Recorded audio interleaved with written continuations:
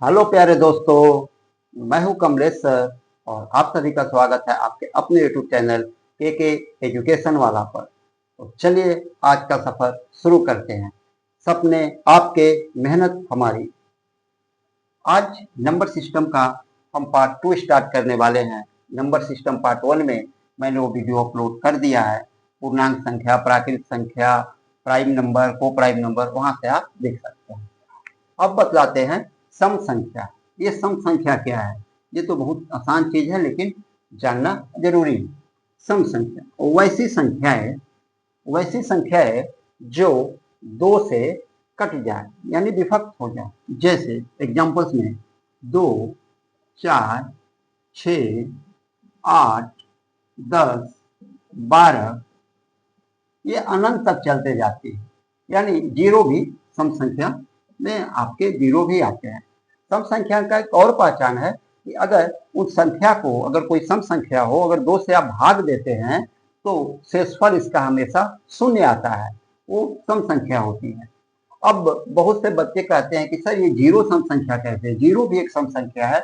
हम जानते हैं कि अगर दो सम संख्या को जोड़ा जाए तो हमेशा सम संख्या ही होती है, और अगर दो विषम संख्या को जोड़ा जाए, ओड नंबर को जोड़ा जाए, तो हमेशा ये सम संख्याएं होती है। अब आप उदाहरण लें, मान लेते हैं फॉर एग्जांपल्स के लिए कि जीरो एक विषम संख्या है, तो हमने यहाँ रख दिया जीरो, और कोई अपने तरफ से विषम संख्या जैसे हमने 3 ले लिया, तो ये 3 आ गया। देखिए ये सम संख्या के बराबर नहीं है, यानी कह सकते हैं कि जीरो आपका विषम संख्या नहीं है। और जीरो जो सम संख्या है, अगर हम रखें जीरो और कोई भी सम संख्या रखे 4, तो 0 + 4, तो देखिए 4 ये भी सम संख्या आ गया। यानी हम कह सकते हैं कि जीरो भी एक सम संख्या है। अगर आपसे कोई पूछे कि सबसे छोटी सम संख्या क्या है, तो जीरो, और सबसे बड़ी सम संख्या क्या है, तो निकाला नहीं जा सकता क्योंकि ये अनंत तक चली जाती है। अब आ जाते हैं विषम संख्या, ओड नंबर। वैसी संख्या है जो 2 से विभाज्य न हो। मतलब और भी किसी नंबर से विभाज्य हो सकती है, लेकिन 2 से विभाज्य न हो, उन संख्याओं को हम विषम संख्या कहते हैं। एक उदाहरण में जैसे हम लेंगे 1, 3, 5, 7, 9, 11, ये भी अनंत तक चलते जाते हैं। देखिए ये 2 से विभाज्य नहीं होगा, न ये होगा, न ये होगा, न 7 होगा। 9 देखिए 2 से नहीं होगा, लेकिन 3 से हो सकता है, तो हमें 3 से कोई लेना देना नहीं है। विषम संख्या ओड नंबर का परिभाषा है कि वैसी संख्या है जो 2 से न कटे। और विषम संख्या में कभी भी जब हम 2 से भाग लगाएंगे तो इसका शेषफल हमेशा 1 आता है। सम संख्या का जो शेषफल रिमाइंडर है हमेशा 0 आता है, क्योंकि ये कट जाने वाली संख्या है। और विषम संख्या का शेषफल रिमाइंडर हमेशा 1 आता है। आशा करता हूं आपको सम संख्या और विषम संख्या में बारीक अंतर समझ में आ गया होगा। हाँ, और सुनिए, अगर वीडियो आपको अच्छा लग रहा हो, आपको ये समझ में आ रहा हो, तो एक प्यारा सा कमेंट जरूर कर दे, इससे हम लोग मोटिवेट होते हैं। अब आ जाते हैं परिमेय संख्या, रेशनल नंबर। अपरिमेय संख्या, इरेशनल नंबर, ये दोनों नंबर बच्चे को बहुत से कंफ्यूज करते हैं, सर क्या है, कैसे पकड़ेंगे? तो कुछ नहीं है।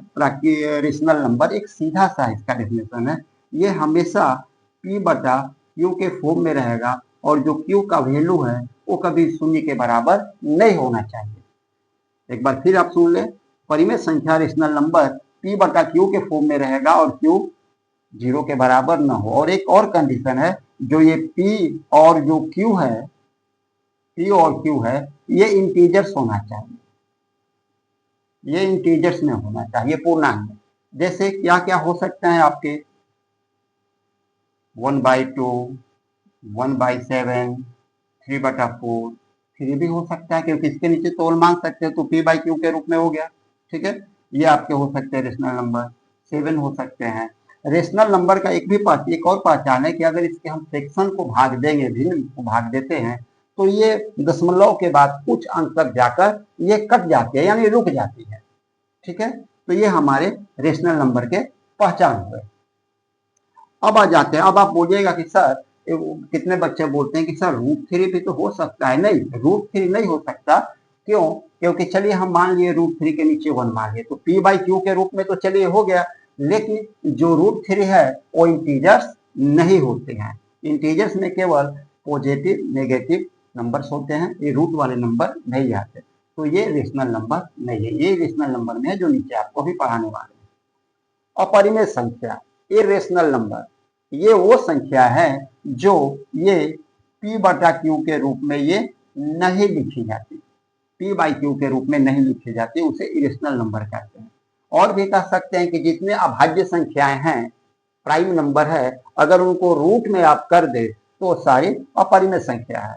जैसे एग्जांपल से आप समझें, √2, √3, √5, √6, 5 भी होते हैं, ये सारे इरेशनल नंबर हैं। इनका √3 का जो वैल्यू होता है, √2 का वैल्यू जो होता है, हम लोग पढ़े होते हैं कि 1.414, तो आप यहाँ तक मत समझे कि 3 अंक तक ही होते हैं, हम एक अप्रोक्स वैल्यू लेते हैं अपना काम करने के लिए, ये अनंत तक चलते जाते हैं। और अगला टर्म कौन आएगा ये आप भी खुद नहीं बता सकते, और नहीं ये रिपीटेड होते हैं। ठीक है, रेशनल नंबर में क्या है कि रेशनल नंबर में अगर कोई फ्रैक्शन को हम भाग देते हैं तो वो पॉइंट के बाद, दशमलव के बाद कुछ अंक तक जाकर कट जाते हैं, खत्म हो जाते हैं। लेकिन जो रेशनल नंबर है ये चलते जाता है। तो मैंने आपको सम संख्या, विषम संख्या, परिमेय संख्या और अपरिमेय संख्या में अंतर बतला। अब हम आपको काल्पनिक संख्या और वास्तविक संख्या में अंतर बतलाने जा रहे हैं। आइए अब वास्तविक संख्या, काल्पनिक संख्या के बारे में चर्चा करते हैं।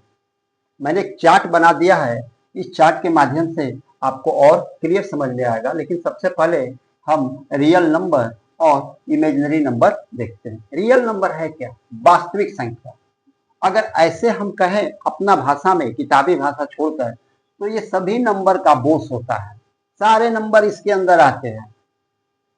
यानी समझ जाइए दादा है, उनका बेटा, पोता, नाती, नतनी सब इसके अंदर आ जाते हैं। मैं आपको समझा रहा हूँ रियल नंबर यानी वास्तविक संख्या क्या है, यानी वैसी संख्या जिनका हमारे जीवन में अस्तित्व हो, यानी जो हम रोजमर्रा के जीवन में यूज करते हैं। वास्तविक संख्या में अगर रियल नंबर में क्या क्या आ सकते हैं तो हम मान सकते हैं, मानना क्या है, रियल नंबर में नेचुरल नंबर आते हैं, होल नंबर आते हैं, इंटीजर्स आते हैं, प्राइम नंबर आते हैं, को प्राइम नंबर आ जाएंगे, ट्वीन प्राइम नंबर आ जाएंगे, रेशनल नंबर आ जाएगा। यानी एक अपना भाषा में अगर हम कहें कि एक बहुत बड़ा हम अलमीरा लें, उसमें सारे नंबरों को भर दें और बंद करके गेट के ऊपर एक स्टिकर चिपका दें रियल नंबर, तो ये कहना कोई बुरा नहीं होगा कि ये सारे जो नंबर है वो रियल नंबर ही होंगे, वास्तविक संख्या है। किताबी भाषा में कहें तो वे सभी परिमेय और अपरिमेय संख्याएं रियल नंबर में आती है। तो अपरिमेय संख्या तो हो गया आपका ये रेशनल नंबर, और परिमेय संख्या का नाम लेते हैं उसमें आपका इंटीजर्स है, और इंटीजर्स का नाम लेते हैं पॉजिटिव नेगेटिव होगा तो उसमें नेचुरल आ जाएंगे, होल नंबर आ जाएंगे, ये सब नंबर आ जाएंगे। यानी इसमें कई कहो कंपोजिट नंबर भी आप ले सकते हैं। यानी सारे नंबर जो है रियल नंबर के अंतर्गत आ जाते हैं। अब आ जाते हैं इमेजिनरी, काल्पनिक संख्या, या इनको हम आभासी संख्या भी कहते हैं। ये काल्पनिक से क्या है? कल्पना वाली संख्या जो कभी पूरा न हो। जैसे मैं फलाना स्टेट का मुख्यमंत्री होता हूं तो नहीं, यह कल्पना की बात है।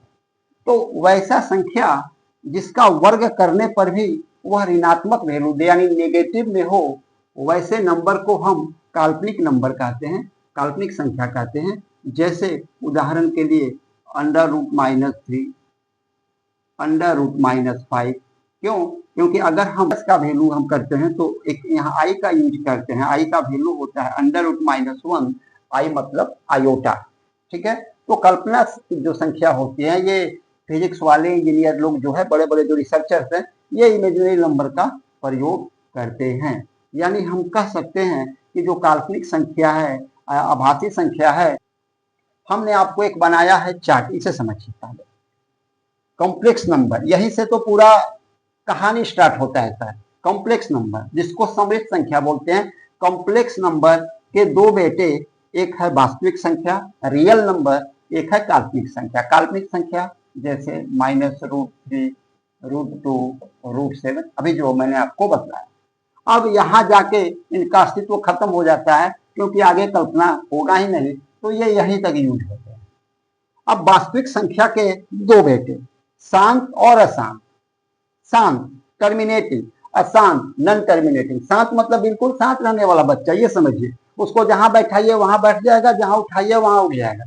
अशांत ये मानने वाला नहीं है, बोलिएगा चेयर पर बैठो तो पलंग पर बैठेगा, अब पलंग पर बोलिए तो छत पर बैठ जाएगा, तो ये हुआ अशांत।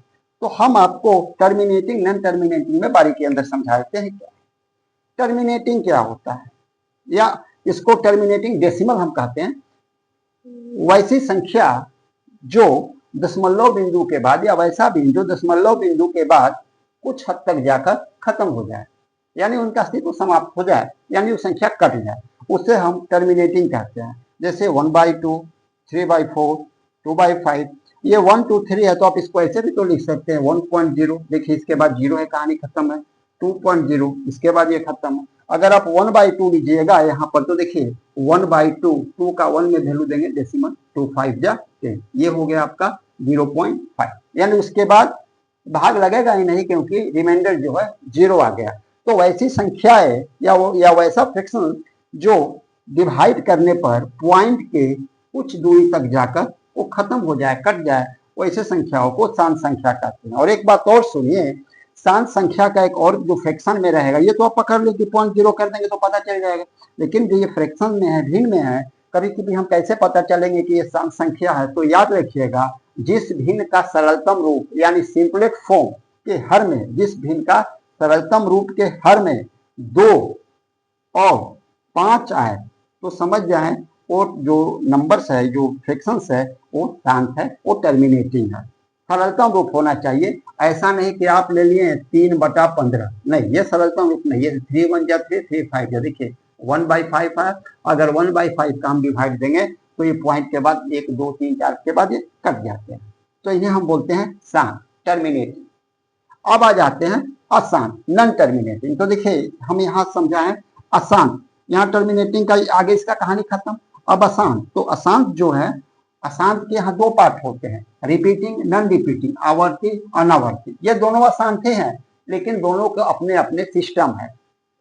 आवर्ती क्या करता है, रिपीटिंग, मतलब पॉइंट के बाद इसमें अंकों का रिपीटेशन होता है। जैसे आप भागा दें, उदाहरण के लिए 1/3, तो 1/3 को हम जैसे यहाँ भागा दें तो ध्यान दें, हमने 1 लिया डेसिमल, 3 3 जा 9, 1 0 3 3 जा 9, 1 0 3 3 जा 9, ये अनंत तक जाते जाएंगे, ठीक है।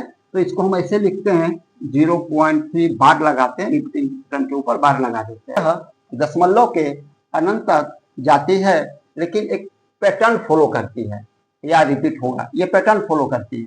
और ये जो है नॉन रिपीटिंग जो है, ये पैटर्न फॉलो करता ही नहीं है। जैसे अगर हम √3 लिए, √2 लिए, तो √2 का मान होता है 1.414। तो आप लोग ये नहीं समझिएगा कि पॉइंट के बाद 3 अंक ही होते, नहीं, ये आगे तक चलते जाते हैं, लेकिन ये पैटर्न फॉलो नहीं करते हैं। पैटर्न फॉलो ही नहीं करेंगे, ये अगला अंक कौन आएगा आप अंदाजा नहीं लगा सकते, इसीलिए इनके ऊपर बार नहीं लगा सकते। ये पैटर्न फॉलो करते, कभी ऐसे आएंगे, कभी कभी आप भाग दीजिएगा कोई अंक में तो देखिएगा 0 पॉइंट के बाद आएगा 1 2 4 1 2 4 1 2 4, तो देखिए एक पैटर्न फॉलो हो रहा है, इसीलिए इसको रिपीटिंग बोलते हैं। रिपीटिंग का एक और पहचान है कि अगर कि कोई फ्रैक्शन का सिंपलेस्ट फॉर्म हो और उसके हर में 3 7 और 11 हो, याद कर लीजिएगा, अगर किसी फ्रैक्शन के सिंपलेस्ट फॉर्म में के हर में 3 7 और 11 हो तो वह जो आएगा वह रिपीटिंग फॉर्म में ही आएगा, आवर्ती में आएगा।